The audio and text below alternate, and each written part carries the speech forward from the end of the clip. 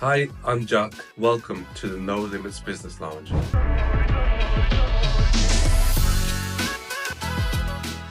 Today we're speaking to Jack, who's the owner of Uncle D's.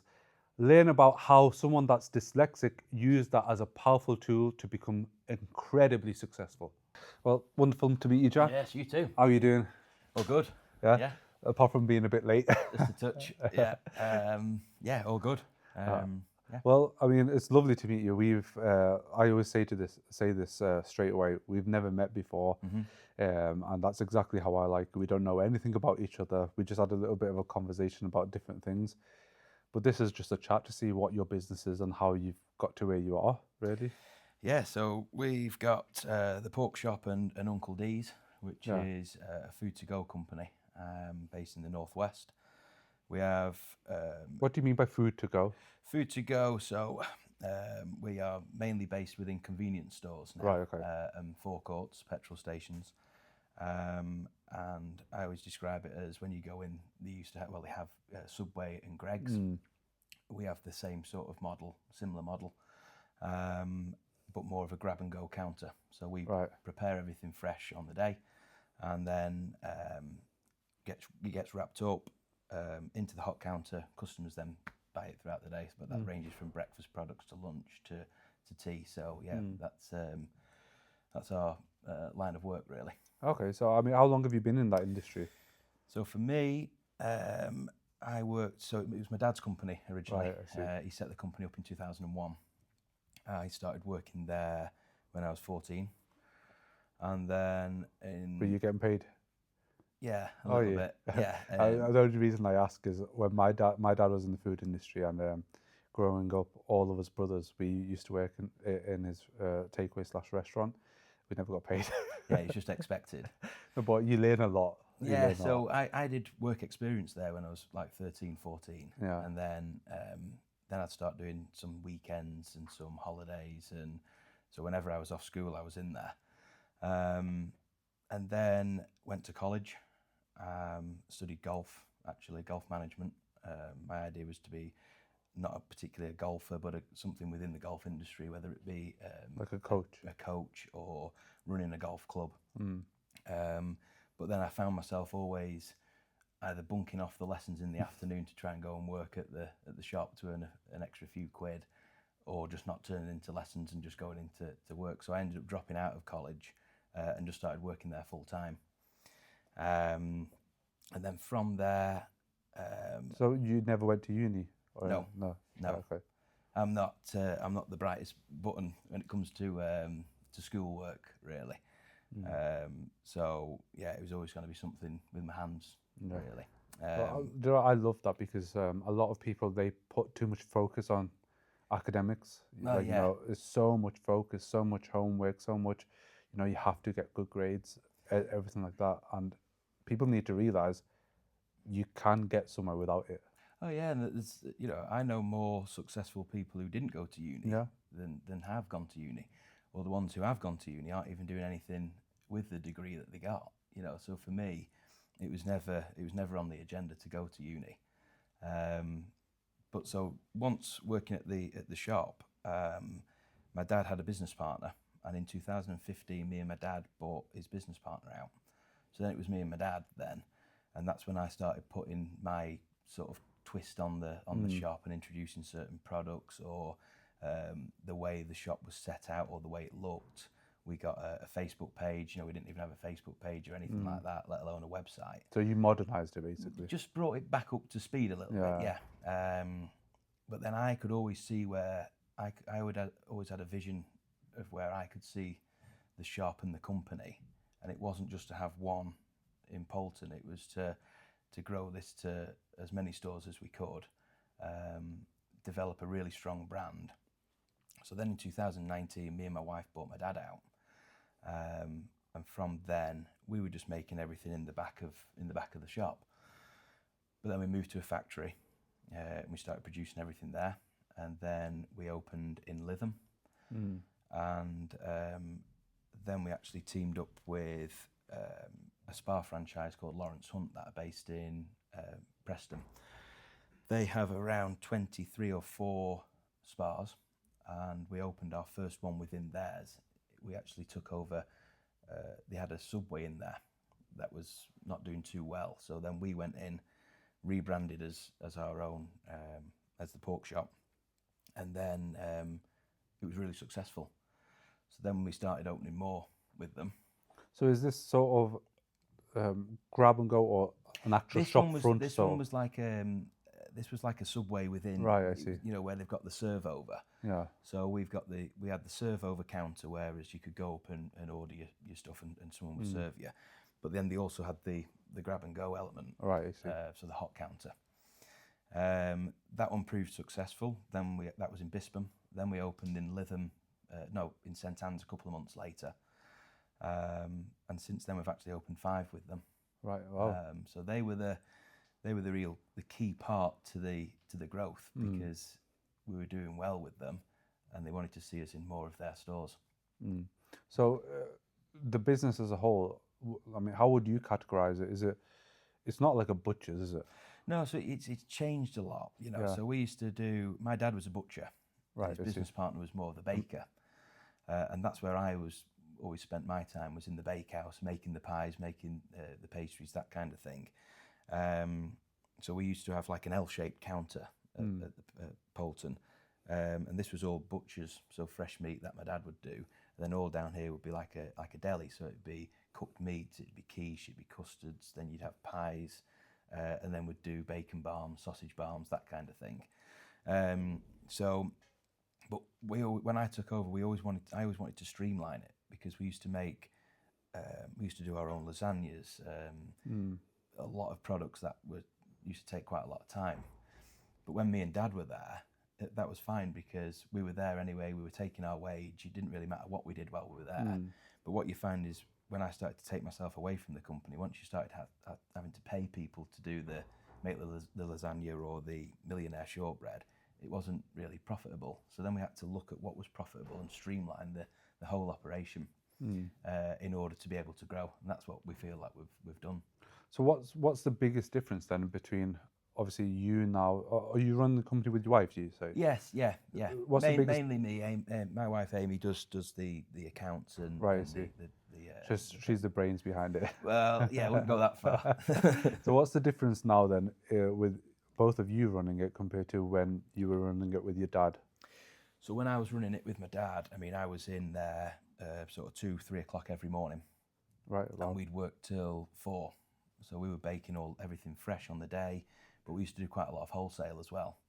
So we'd be baking the wholesale, we'd baking the stuff for the shop. Then you're just doing the day-to-day sort of running of the shop. It was all hands-on.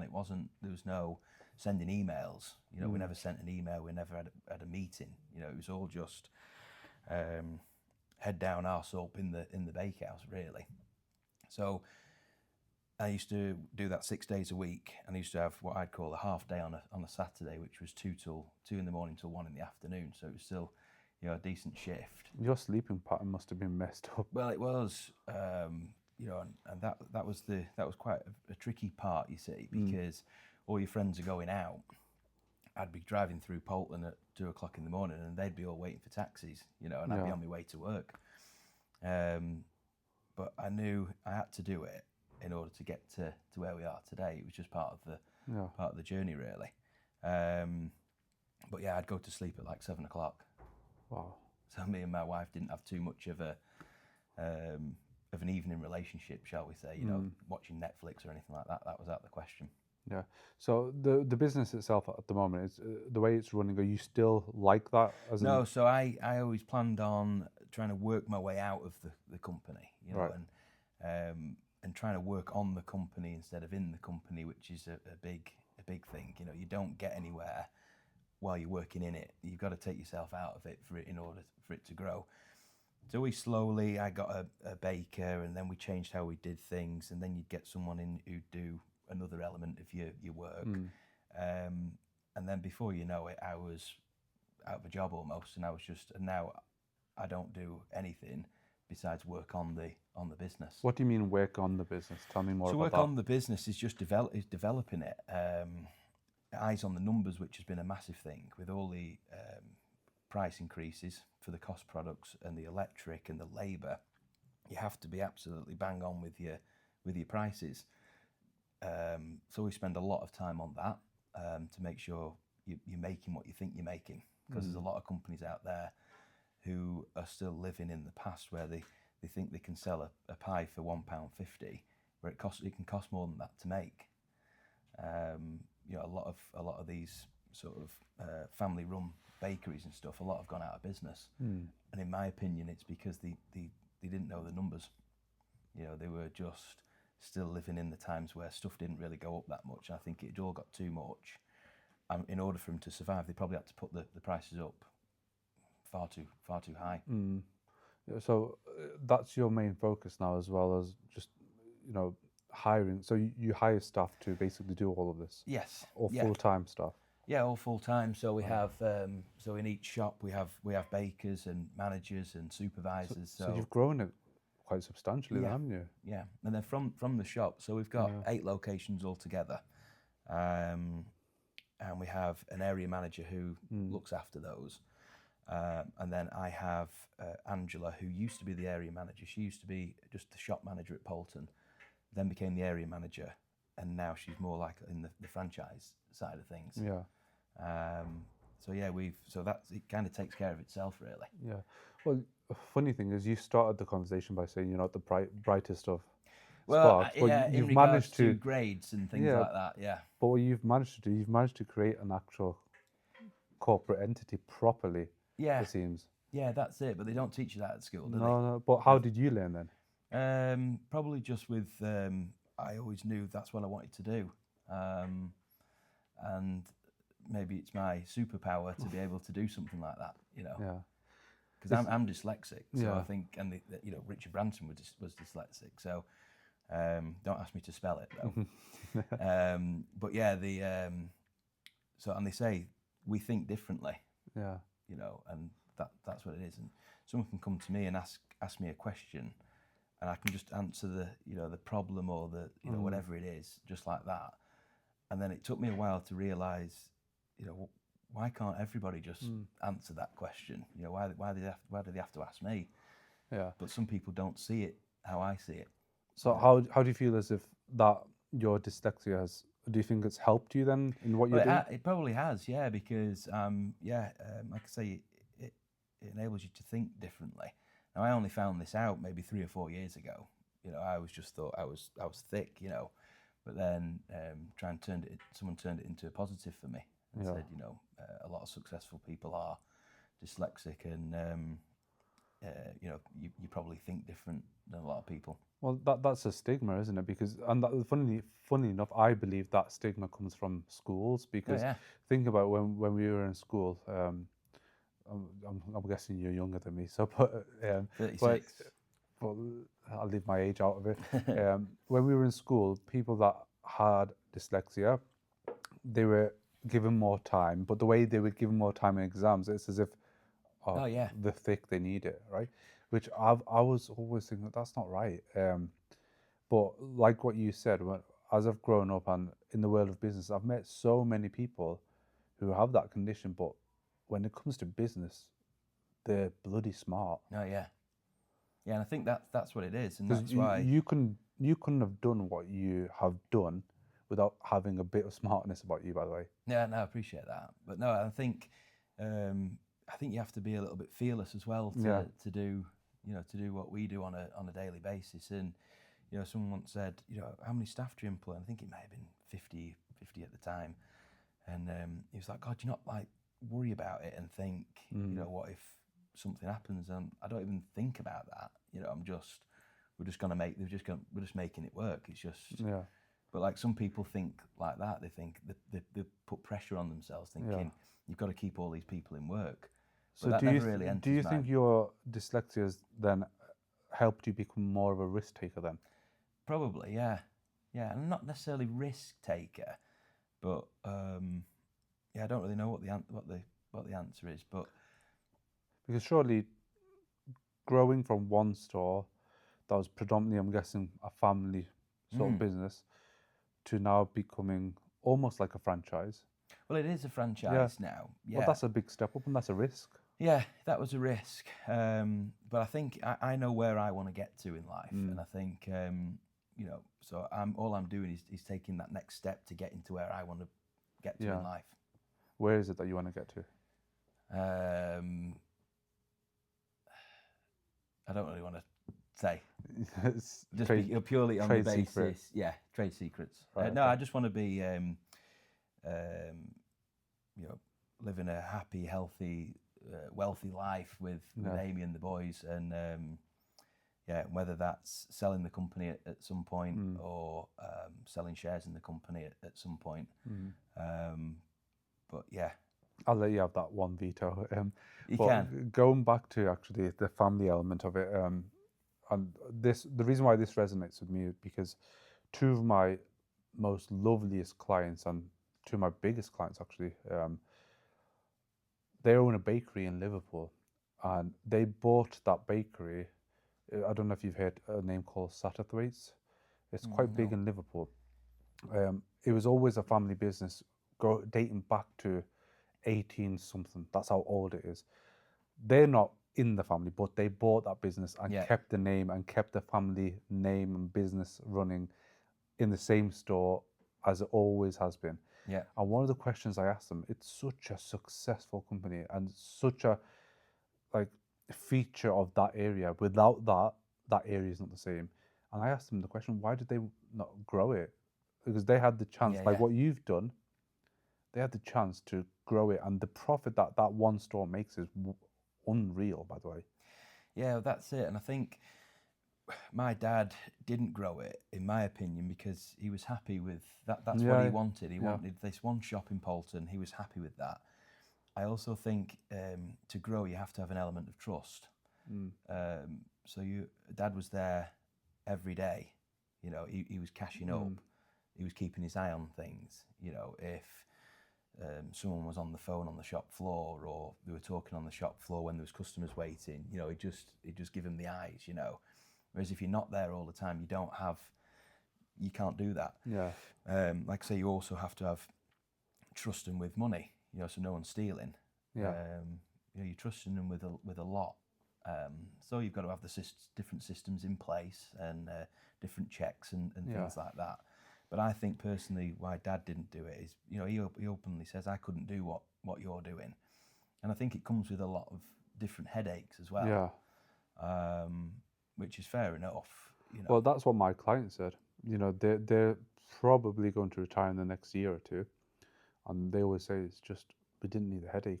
They were making enough money, more than enough. Yeah, and we were probably making more money with one shop than what we are with 8 shops.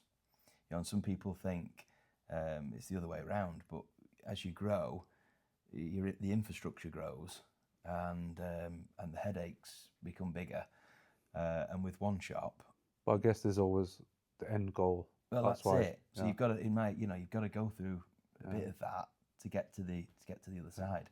Yeah, and again, referring back to my clients, they're selling that bakery now for a very good price, but if they were to grow it, part of me thinks if they were to grow it even more, they would have found it more difficult to sell. So it's become a realistic saleable value. If that makes sense. But it is, and if, like you say, if as they grow, it can dilute the profit just naturally. Plus, you also run the risk of the quality dropping. And we had that. Whereas you're getting bigger and you're making more products, the quality might not have been what it once was. And we experienced that. How so? Just stuff? just products weren't as good as what they once were. And we've sort of worked hard, and we've got what we believe they're all great products now, and of the same quality of 20 years ago. How did you fix that though? Just with a lot of trial and error and training the staff just to show a bit of TLC with it. They'd be making products and they weren't bothered. And if one didn't quite look right, it'd still go in. Yeah, because one thing I've this probably isn't true for you, but one thing that I found with a lot of franchises, especially in the food industry, of late, because I do get approached quite a bit about doing something like this. But one thing I found, when a shop decides, okay, we've been super successful, we're going to franchise out, we're going to do X, Y, Z and grow, they cut corners and costs by having lesser quality products to basically replenish the profits, if that makes sense. Yeah, that's right. And I think what we did, we didn't really do that. We didn't we never tried to make a product cheaper. But we had different machinery in the factory. Whereas a pastry depositor, for example, instead of them being hand filled, with the pastry, and then you've got to tweak how that pastry is so it performs right to go through the depositor. So you constantly, you as you're growing, you're trying to tweak to try and keep up with the growth. Yeah. And I think that's what we experienced. But like I say, we've got it back to how I believe everything's beautiful now.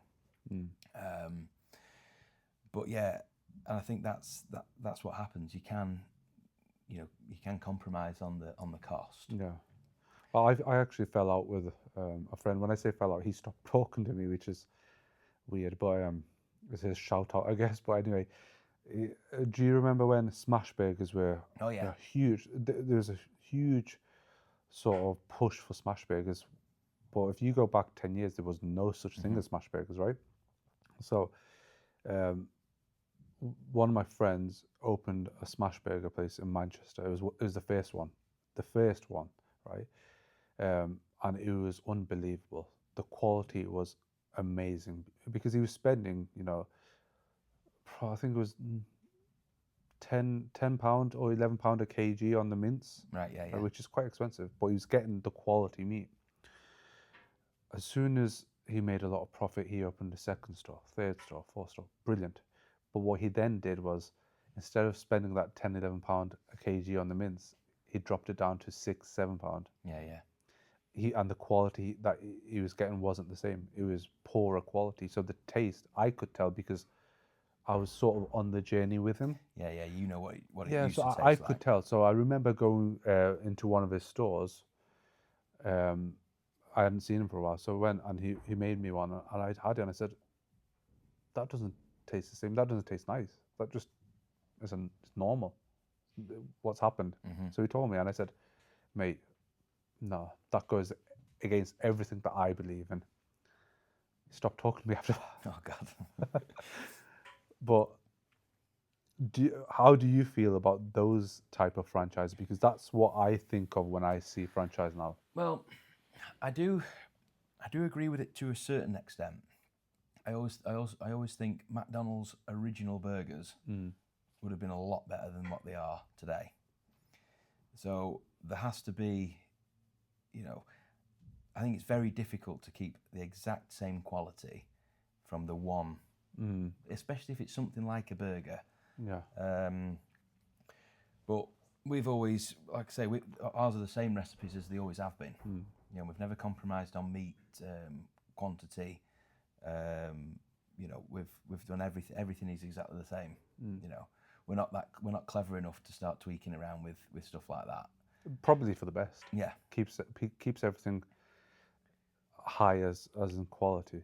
So what are your biggest challenges then that you face now and in the past?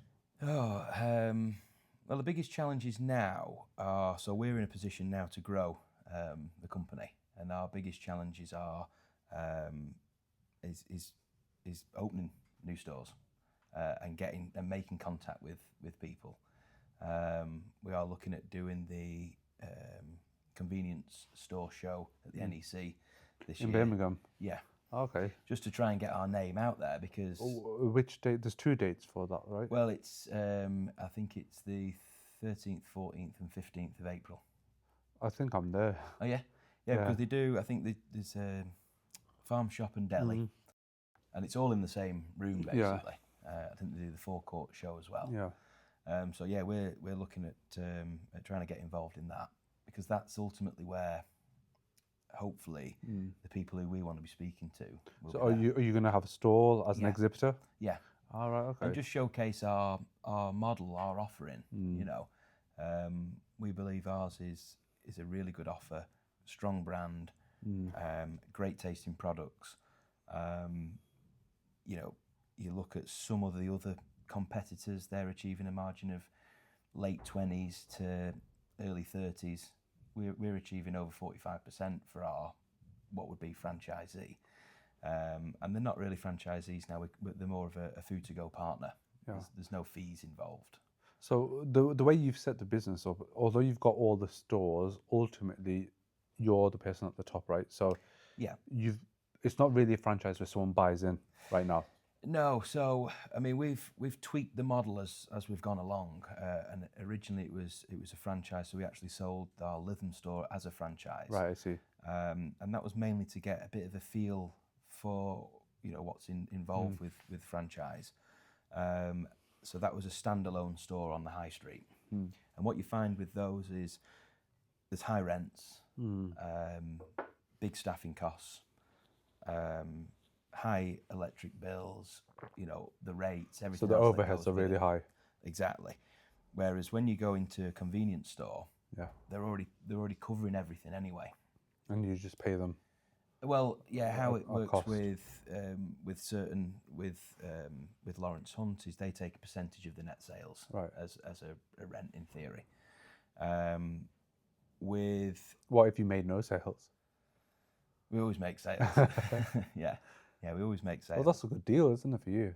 It's great for us, and that's what enabled us to grow. And we really appreciate the support from Lawrence Hunt, because without them we wouldn't have been able to grow to where So we how are. did you manage to get that relationship? Did you approach them or? Well, so when my dad retired, he invested some money into a property with another gentleman called Tony. And Tony worked for Spa, and Tony always said, I think that shop, your shop, I think it'd do great in the Spas.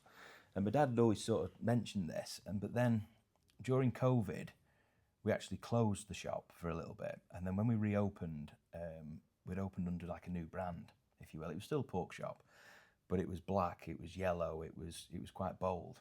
And from that point, we had a brand then. And then Tony loved the brand, loved the products. So we had the conversation, and then it sort of went from there. So I think in this job, a lot of people's success comes on. It's not what you know, it's who you know. Who you know, and yeah. It's connections, and that connection there enabled us to grow to where we are today. Yeah, no, I don't think I've quite answered your question there, because it was the biggest challenges, wasn't it? Yeah. We've sort of gone off on a bit of a Yeah, well, rampage. that always seems to happen. But obviously, as a business owner, one of the biggest challenges I face is all the flipping changes, Yeah. all the law changes, financial changes, tax changes, etc. And now I know, obviously, with how you've been operating, in the past you didn't really focus on that. Do you focus on that now? Well, that is probably one of the biggest challenges. And I always said, when my dad was running it from 2001, minimum wage was a few quid, and it might go up 10 pence, 20 pence. Pork price was the same for years. Beef price was the same for years. Flour was. Energy costs were the same.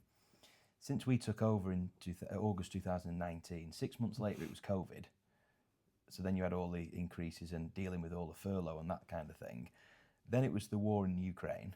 So then everything else, prices went up. And then they just keep putting the minimum wage up and minimum wage up. And ours went up, minimum wage went up £60,000 for the company. For all your stuff? Yeah. Well, you don't have to find an extra 60,000. You have to find an extra 130,000 in turnover in order to, Yeah, well, you've got the wage increase, you've got the national insurance contribution increase, Yeah. you've got the pension And payments. it'll only be the same again next year. Well, you see, next month.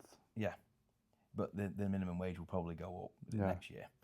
Then you look at Pizza Hut; they're closing 68 stores. Yeah. I read this morning that Betfred are looking at making potentially 7,000 people redundant. Yeah. There was another one, wasn't there? Lidl making redundancies. you know, they just make it harder and harder. Well, we were having a conversation earlier off camera and about Pizza Hut, and I got asked the question, well, why has that happened? Well, it's happened because it's not sustainable. The costs are not sustainable. That's it. Yeah. The cost of everything just can't happen. Yeah. So, I mean, how do you deal with those challenges? Is your mindset, well, I've got to grow then? It used to be, you know, the be all and end all, and then I kind of stopped worrying to a degree and just thinking, you know, everything will be okay for as long as we do. You know, we have to think about it and we have to act on it. But I don't. Once I've acted on it, I try not to worry about it too much. Then I always just think everything will be okay. When we was, what made me probably thick. You've got to be thick-skinned with it, haven't you? And what made me thick-skinned was we built our house in 2018, and off that we couldn't really afford to do it, so we had a bridging loan against some other properties that we had, and long story short, I'd come to the realisation that we were going to go bankrupt twice, and then, you know, and my wife didn't know any of this. You just try and She knows now, right? She knows now. Right, I was going to say, this is the worst. Yeah, this is no. She knows, and she didn't realise the struggles that I was going through, and the financial struggles in regards to building a house as well as trying to run a company. So that kind of makes you thick-skinned, and you think, well, I'm not really too bothered, you know.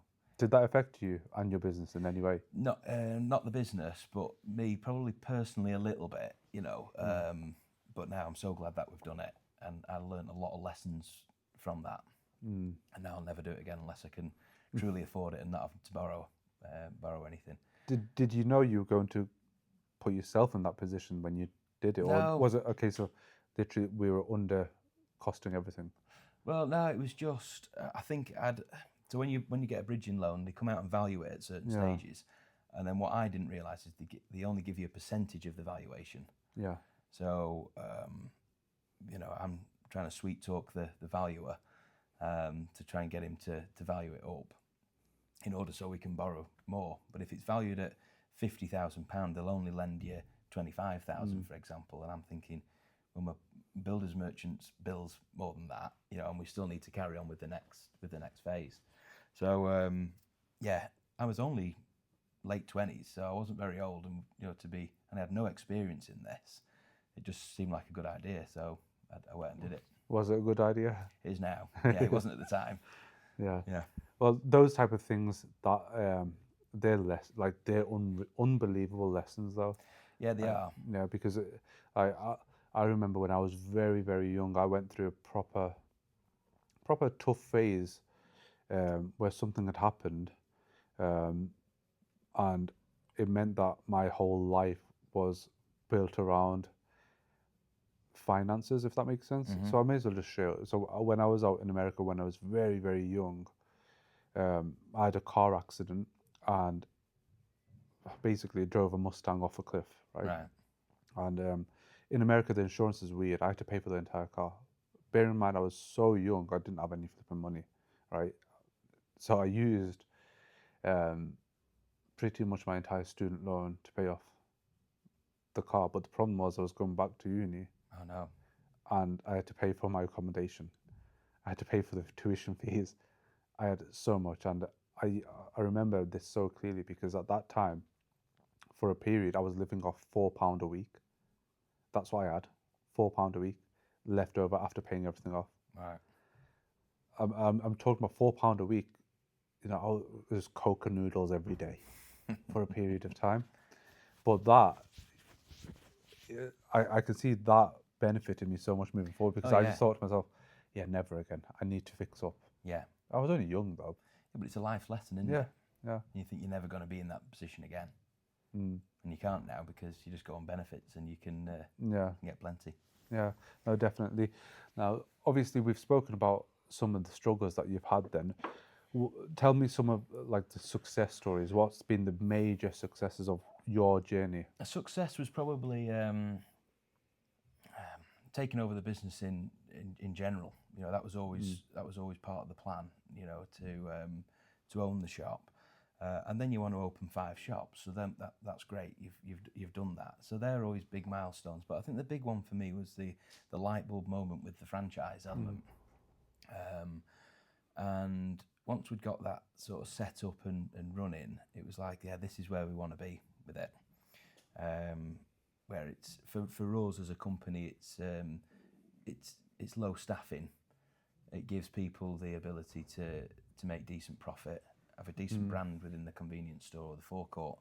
But it just made sense to us to have that the franchise. So that was a real success moment for us, and opening the first one. Yeah. And we actually opened the first one on my birthday, 15th of April, and it was exactly the same date as when Ray Kroc opened his first McDonald's. So so you saw it as a good omen? We saw it as a good omen, yeah. No, I didn't know that, but I opened it on my birthday just because as it sort of fell with the agreement, and then found that out at a later date. So I thought, right, we could be on for something good here. So are you thinking of pushing your product more out there? I know you're in Spa, but are you thinking about approaching places like Asda, Tesco? Well, not necessarily. Well, anybody who'll have it, really. I think you look at the likes of Co-op and Asda and Morrison's and them kind of places, maybe a little bit more tricky. We're just looking for those independents, or the people who own 5 or 6 or 10 stores. You can get it in one, prove that it works, and we'd like to then see it in some more of the stores. But again, it comes through contacts, doesn't it? Yeah. But we just need to get traction with it now. We're in a position, we actually rebranded away from the pork shop. The pork shop's a little bit one-dimensional. Yeah. It's not just pork that we do. That's what I thought as soon as I heard it. Yeah, and that's what people naturally think. And it was a ridiculous name, really, thinking about it. But when it was opened, they hadn't planned on opening a national brand, so they were just happy with one shop, so they could have called it whatever they wanted. But we've never only done pork. Yeah. So... so what's the name change to? Is so it we have a secret recipe sausage called, it was Uncle Dave's, now it's Uncle D's. So now the brand is Uncle D's. Who's Uncle D? Is it Uncle anyone specific? D, if you like, it's my dad. Right, I see. Even though he's not called Dave. But he created the flavours and the sausage itself. So, so we try and keep his legacy living on, even though he's not dead. But he's, no, I get what you're saying. Yeah. And the logo is his face. Oh wow. So, but now we look at Uncle D's. So it's a specialty sausage, secret recipe only known to me and my dad. We do chipolatas. We do an Uncle D's sausage roll. We do Uncle D's hash browns. We do a lot of different products now. Yeah. So you cater for veggies with the hash browns? Hash browns, yeah, and cheese and onion pie. Fair enough. See, there you go, veggies. That one's for you. Yeah. But yeah, we cater for everybody. The chicken's halal. We do beef burgers. We do veggie stuff. There's all sorts. Yeah. And we're not one-dimensional anymore. And we feel the pork shop, that brand itself was never really going to work because people instantly think, oh, it's just pork. Yeah. Whereas Uncle D's, it's like, what's that? And when they actually look, we do all sorts. Okay, it's wonderful.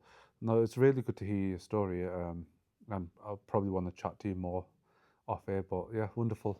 Thank you very much. Cheers, thank you. Cheers.